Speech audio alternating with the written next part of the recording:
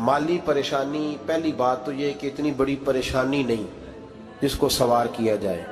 आयत पढ़ूंगा कुरान पाक की और मेरा ख्याल है कि बहुत सारी परेशानियां तो कुरान मजीद के लफ्ज़ों से दूर हो जाएंगी। सूरह हूद है, उसकी आयत नंबर 6 है, 12वें सिपारे की पहली आयत है।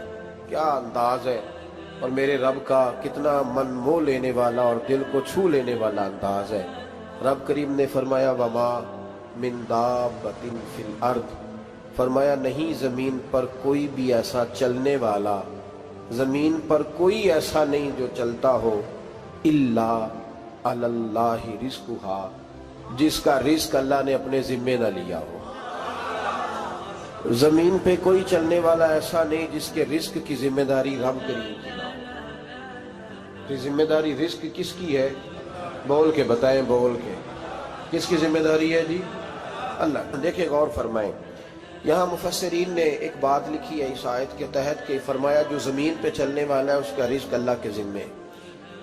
फरमाते हैं कि ये अल्लाह ने हमारी अकल के मुताबिक हमसे बात की है, वरना आसमानों में जितनी मखलूक है रिस्क उसका भी अल्लाह के ज़िम्मे ही है।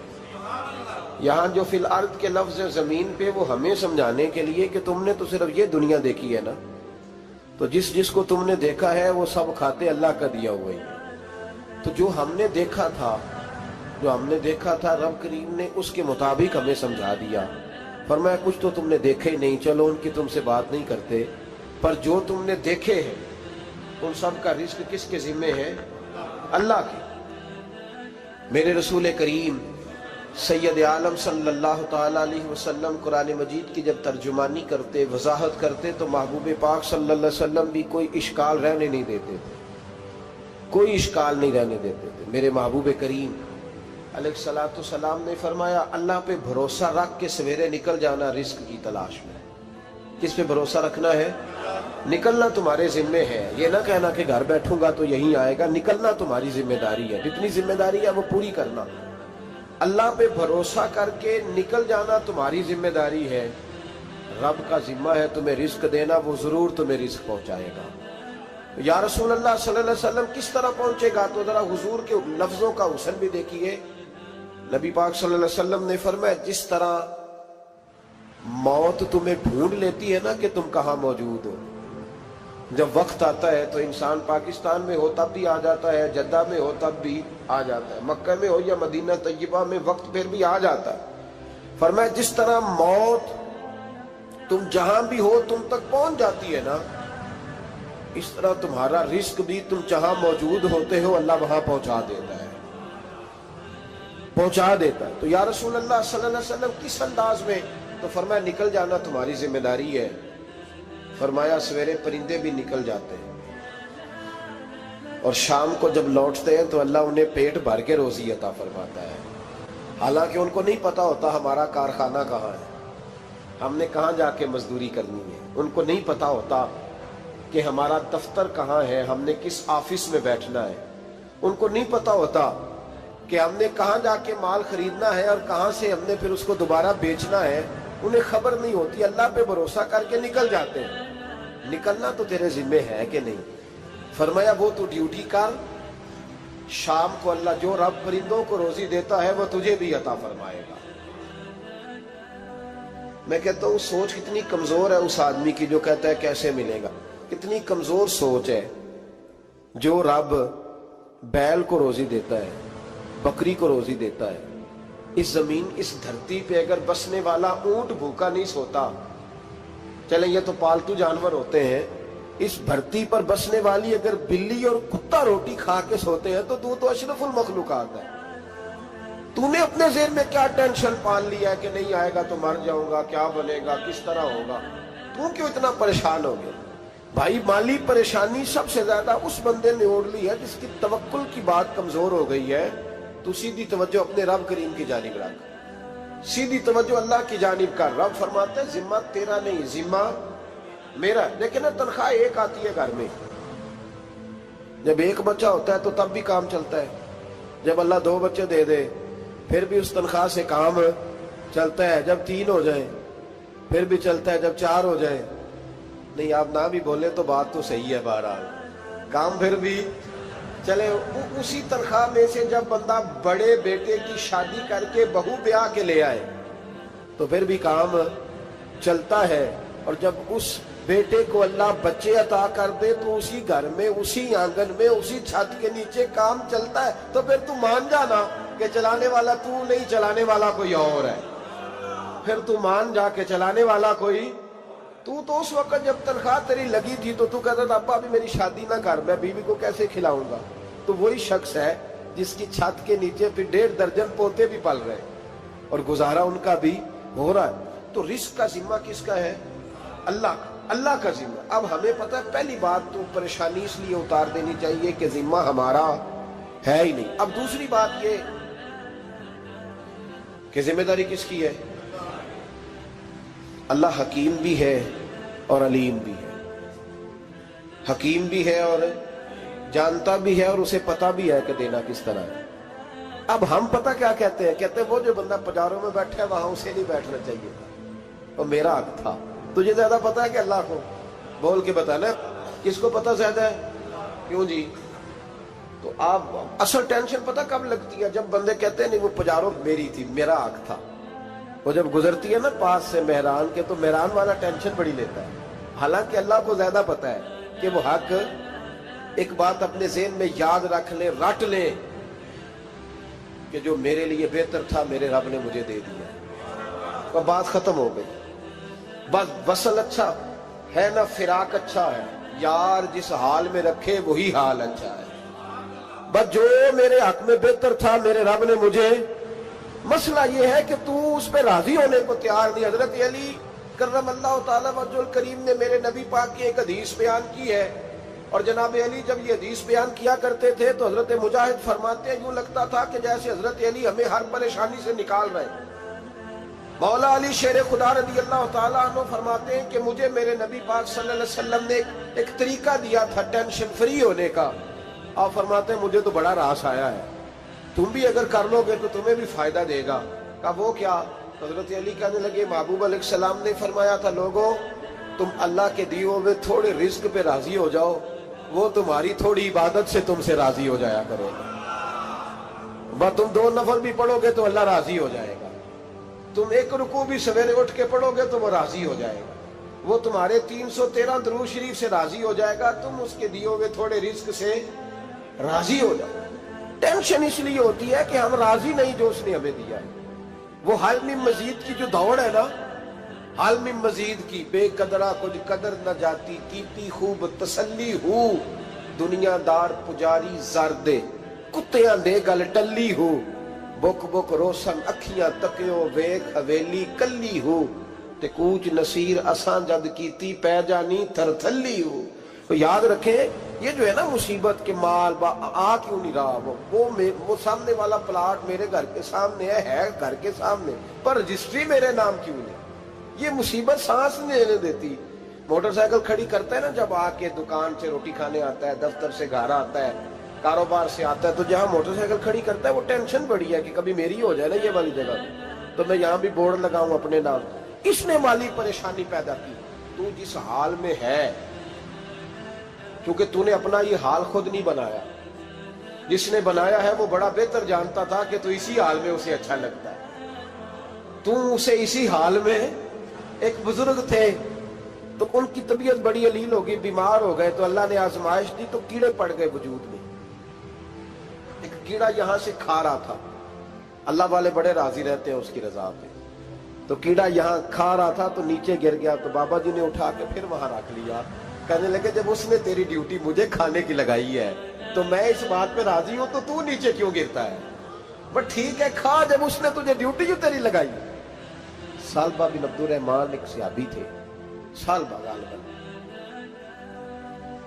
نبی پاک صلی اللہ علیہ وسلم کی خدمت میں آئے، کہنے لگے یا رسول اللہ صلی اللہ علیہ وسلم غربت بڑی ہے، میرے لیے دعا کریں اللہ زیادہ مال دے۔ تو محبوب صلی اللہ علیہ وسلم نے فرمایا تو جس حال میں اچھا ہے وہ تیرے لیے بہتر ہے، اس میں تو ہے وہی حال تیرے لیے۔ مشکل ہے نا یہ جواب سننا؟ کہتے پیر صاحب فلان جگہ سے تویز آیا، وہاں تو وارے نے آرے ہو گئے، تو آپ کے ہاں؟ تو میں کہتا ہوں یہ تویز دینے والا اگر تویز دے کے امیر بناتا ہے تو پہلے خود کیوں نہیں بنتا؟ یہ خود تو 150 کا تویز بیچ رہا ہے، اپنی بیچارے کی حالت یہ ہے۔ اگر اتنا ہی تویز اس کا چلتا ہوتا تو پہلے 5 پجاروں اس کے دروازے پہ کھڑی ہو۔ عجیب چکر ہے اور عجیب جگہ لوگ الجھ گئے، سمجھتے ہی نہیں بات کو۔ یا رسول اللہ صلی اللہ علیہ وسلم دعا کر دے تو محبوب نے کیا فرمایا؟ فرمایا تو جس حال میں ہے نا وہ حال تیرے لیے بہتر ہے، اسی میں رہ۔ کہ نہیں حضور دعا کرے۔ فرمایا سال بعد تو باز آ جا۔ حضور دعا کرے۔ فرمایا تو باز آ جا۔ 2-3 دفعہ کا ضد کی، محبوب نے فرمایا جا، پھر اللہ تجھے زیادہ پیسے دے گا۔ چند بکریاں خریدی، اتنی برکت ہوئی کہ بکریوں کے ریوڑ بن گئے۔ پھر کچھ بکریاں بیچ کے گائے خرید لی، ان کے بھی ریوڑ ہو۔ پھر کچھ اونٹ اونٹنیاں لے لی، ریوڑ ہی ریوڑ۔ پہلے 5 وقت مسجد میں آتے تھے، اب فجر اور عشاء رہ گئی۔ پھر مال زیادہ ہوا تو مدینے شہر میں کوئی جگہ ہی نہیں، مدینے سے باہر حویلی خریدی، پھر جمعہ ہی رہ گیا۔ جمعے کے جمعے آتے، زکوٰۃ کا حکم آیا۔ میرے نبی کریم علیہ السلام نے حضرت ابو ہریرہ کو بھیجا، فرمایا جا اسے کہہ تیری زکوٰۃ بنتی ہے 2.5%۔ 10 کروڑ روپیہ ہو تو کتنی زکوٰۃ بنتی؟ بھئی 1 کروڑ کی 2.5 لاکھ ہوئی نا، تو 10 کروڑ کی کتنی ہوئی؟ تو بڑی مصیبت ہے جب بینک سے میسج آتا ہے نا کہ 25 لاکھ نکل گیا تیرے اکاؤنٹ سے، بہت بڑی مصیبت، بڑی ٹینشن ہوتی ہے۔ ایک صاحب میرے پاس آئے، ان کی زمین اچانک مہنگی ہو گئی، اچانک پہلے کچھ 15-16 لاکھ کی ایکڑ زمین تھی، پھر وہ کروڑ کی ہو گئی۔ تو میرے پاس آئے، کہنے لگے وہ 10 کروڑ روپے بنتے ہیں تو زکوٰۃ، تو میں نے کہا آپ نے کیا کیا؟ زری زمین پہ عشر آتا ہے، اس پہ زکوٰۃ نہیں آتی، تو آپ نے کیا کیا؟ کہنے لگے وہ کچھ سوسائٹی کے رول کے مطابق میں نے فائلیں وغیرہ لے لی ہیں، اب میں نا کبھی موقع آئے گا تو ان کو بیچوں گا۔ تو میں نے کہا اب تو آپ کا یہ مال ہو گیا بزنس کا، تو اب تو اس پہ زکوٰۃ آئے گی۔ 10 کروڑ پہ جب 25 لاکھ سنا تو کہنے لگے فوراً دینی پڑتی ہے کہ تھوڑی تھوڑی سے بھی کام چل جاتا ہے؟ تو میں ان کا چہرہ دیکھنے لگا، میں نے کہا نہیں وہ تو آپ کو پتہ ہے، ویسے حضرت عمر فرمایا کرتے تھے بانٹ کے نہ دو، کوشش کرو کسی ایک کوئی دو، چلو کسی کا تو کچھ بن جائے، تو ایک کوئی دینی چاہیے۔ کہنے لگے تو مطلب یہ ایسا ہی حکم ہے؟ میں نے کہا آپ کسی اور سے تحقیق کر لیں۔ اب یہ بھائی لیتے وقت نہیں تجھے ٹینشن ہوئی کہ 15 لاکھ کا کروڑ ہو گیا، تو اس وقت کبھی تو نے کہا کہ یا اللہ، تو یہ کیسی سوچ ہے مسلمان؟ کس طرح کا اس کا؟ ہمارے ہاں جب کسی آدمی پہ حالات خراب ہوتے ہیں نا تو سب سے پہلے وہ اس طرح کرتا ہے کہ جو میں کہیں اللہ کے رستے میں دیتا ہوں پہلے اسے بند کروں۔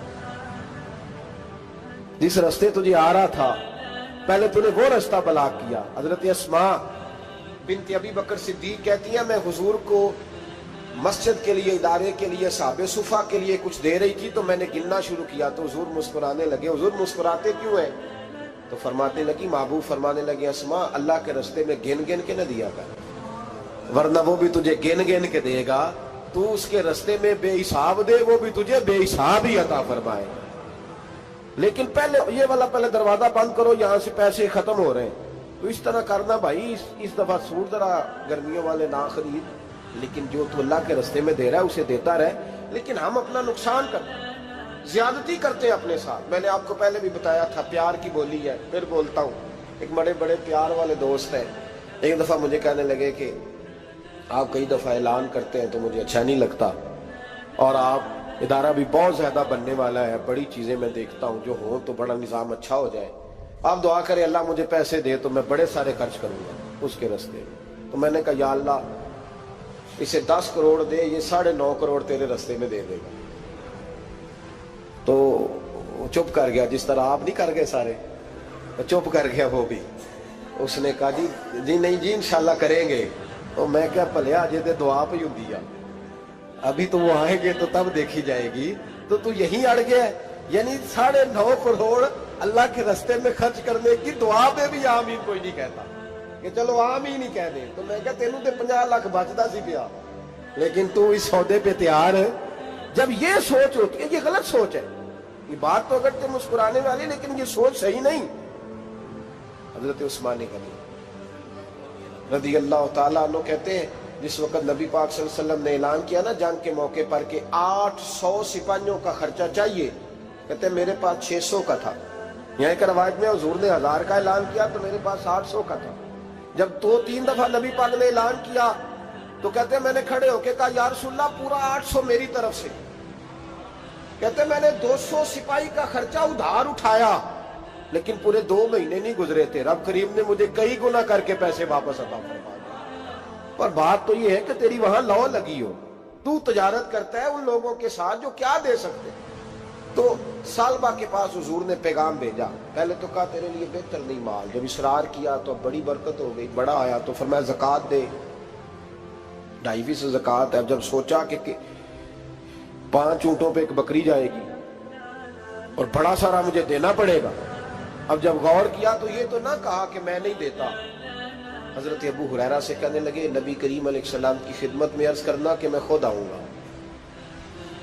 حضرت ابو ہریرہ نے آ کے عرض کی یا رسول اللہ صلی اللہ تعالی علیہ وسلم، حضور وہ کہتے تھے میں خود آؤں گا، تو کہتے ہیں محبوب نے ٹھنڈی سانس لی، فرمایا اسے کہا تھا کہ تیرے لیے مال بہتر نہیں، اب ہلاک ہو گیا، ہائے افسوس ہلاک ہو گیا۔ ان کو بھی تھوڑی دیر کے بعد احساس ہوا کہ یہ میں نے کیا کیا، نبی پاک کو ہی کہہ دیا نہیں ہے، حضور کو کہہ دیا بعد میں آؤں گا۔ اب دوڑے آئے، عرض کی حضور میں سارا کچھ لے کے آیا ہوں، قبول کر لیں۔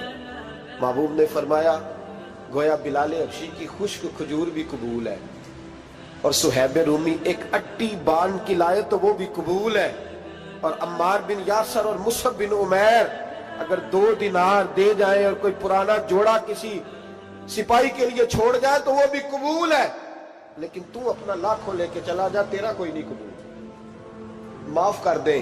فرمایا جا معاف کیا، پر پیسے لے کے نہ آنا۔ اگلے سال پھر آئے، بندے ہوئے ہاتھ ہیں، محبوبہ میں دولت کا کیا کروں گا، آگ لگانی ہے، قبول کر لیں۔ فرمایا تو لے جا، تیرا نہیں قبول، گرا جو ان کی نگاہ سے وہ سنبھل نہیں سکتا۔ حضور نے وصال ظاہری کیا تو جناب صدیق اکبر کے پاس آئے، لاکھوں کا مال، ابو بکر قبول کر لو، تو جناب صدیق اکبر کہنے لگے اس کا کر لو جس کا نبی نے نہیں کیا، چل جا کوئی نہیں چاہیے۔ حضرت عمر کے زمانے میں قحط پڑ گیا، بارشیں نہیں ہوتی، غلہ نہیں ملتا، حالات خراب ہے، مالی طور پہ بحران آ گیا، غربتیں، مجبوریاں، تکلیفیں، آ کے روئے، عمر میرا قبول کر لو، مجھے معافی تو مل گئی تھی نا۔ فرمایا معافی اپنی جگہ پہ، پر جس کا مصطفیٰ نے قبول نہیں کیا۔ بہت سارے لوگوں کو پتہ ہی نہیں کہ ان کا قبول ہی نہیں ہوا، اور وہ الجھے ہوئے ہیں، انہیں خبر ہی نہیں کہ اصل بات کیا ہے۔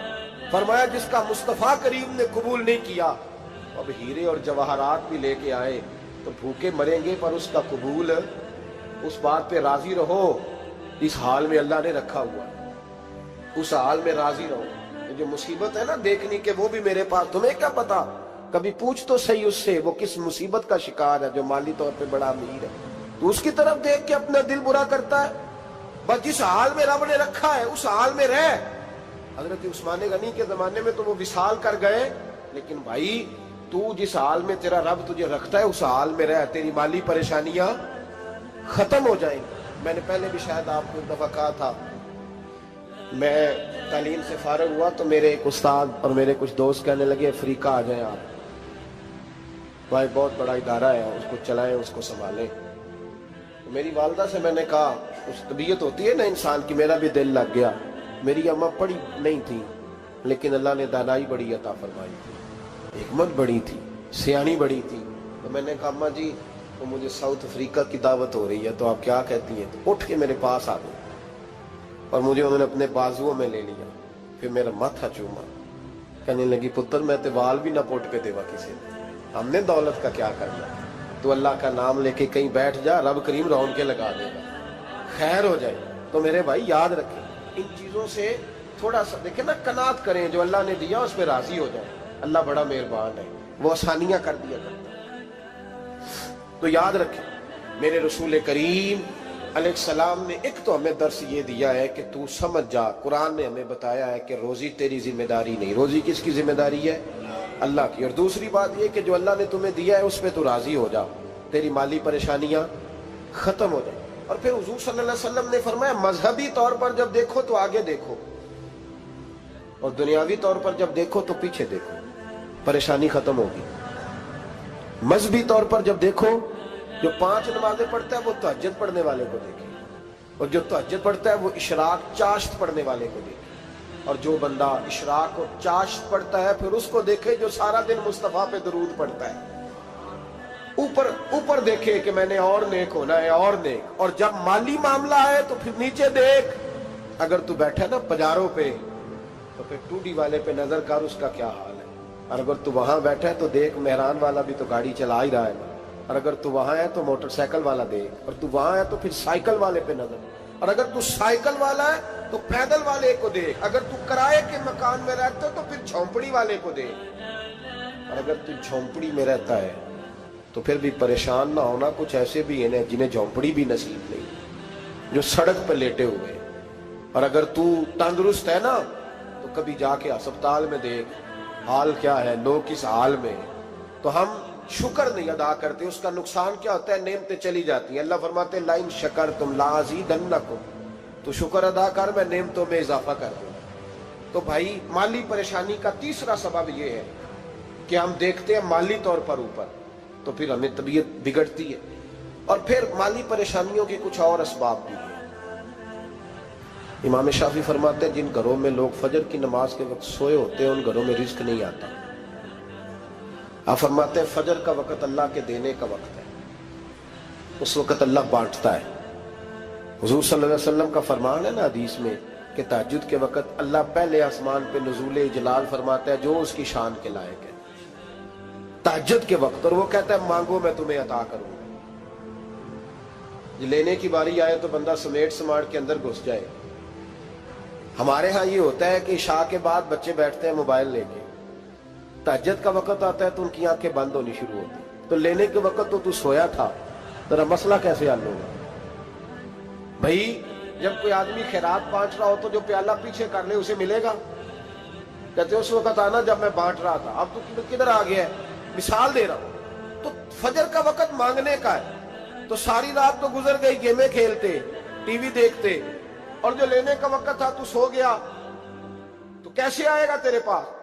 तो उठे सवेरे, बंदों से मांग के देख लिया, बड़ी इज्जतें खराब हुई। फजर का वक्त उठ के झोली फैलाए। मेरे रसूल पाक अलैहि सलाम फरमाते, रब फरमाते जब बंदे मेरे आगे झोली फैलाते मुझे शर्म आती